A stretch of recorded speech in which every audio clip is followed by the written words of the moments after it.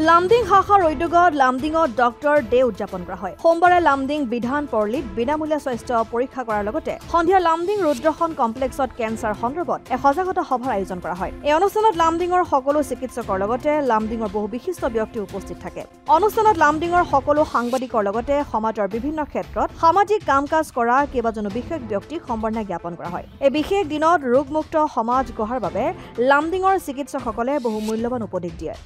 যে প্ৰগ্ৰাম কৰিছোঁ প্ৰথমত আমি বিধানপল্লীত লামডিঙত তাতে আমি প্ৰাপ্তবয়স্ক মানুহৰ কাৰণে আমি আজি মেডিকেল কেম্প থৈছোঁ। তাতে আমি চুগাৰ প্ৰেছাৰ এইবিলাক চেক কৰিছোঁ, কোলেষ্ট্ৰল চেক কৰিছোঁ এবং বিনামূলীয়া আমাৰ লামডিং STCHৰ পৰা যিমানখিনি টেষ্ট হয় এই মানুহবিলাকক এডভাইচ দিছোঁ, ট্ৰিটমেণ্ট দিছোঁ আৰু বিনামূলীয়া টেষ্টবিলাক কৰাইছোঁ।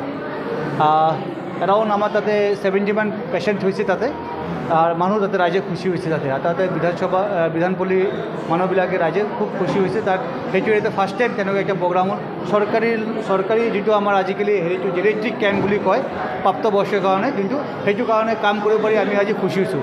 লগতে আজি ডক্টৰ্ছ ডেত আমি ইভিনিঙত এটা এৱাৰনেছ কেম্প কৰিছোঁ, কেঞ্চাৰ এৱাৰনেছ কেম্প। তাতে আমি আমাৰ বিভিন্ন ডক্টৰ উমা দাস আছে, আমাৰ ডেপুটি সুপাৰিনটেণ্ডেণ্ট মেডাম আছে আৰু বেলেগ ডক্টৰ আছে। আমি তাতে গ্যাস্ট্ৰাইটিছ, গ্যাস্ট্ৰিক আলচাৰ, গ্যাস্ট্ৰিক কেঞ্চাৰ, ব্ৰেষ্ট কেঞ্চাৰ আৰু cervical cancer and how to prevent it তাৰ ওপৰত আমি এটা ডিছকাশ্যন কৰিছোঁ। আমাৰ লামডিঙৰ মহিলা সমাজৰ মহিলা মণ্ডলৰ মানুহবিলাক আছিলে আৰু বিভিন্ন গাৰ্জেন আছিলে, বিভিন্ন আৰু আপোনালোকে মিডিয়া আছে। চ' সবাৰ ওচৰত আমি এইটো এটা আহ্বান জনাইছোঁ যে কেঞ্চাৰ কেনেকুৱা প্ৰিভেণ্ট কৰা যায়, কেঞ্চাৰৰ পৰা কেনেকুৱা আঁতৰি থাকিব পাৰোঁ আৰু আমাৰ বিভিন্ন ডক্টৰবিলাকে আজি বিভিন্ন প্ৰকাৰে কেনেকুৱা সুস্থ থাকিব লাগে, roll of yoga pranayama in preventive health care এইবিলাকৰ বস্তুটোৰ ওপৰত কথা পাতিছে। আৰ এটা একটা ভাল প্ৰোগ্ৰাম হচ্ছে আমাৰ কাৰণে, আপনাদেৰ আছে কাৰণে আমি খুবই ধন্য হয়েছি। অসমাদিত্য লামডিং।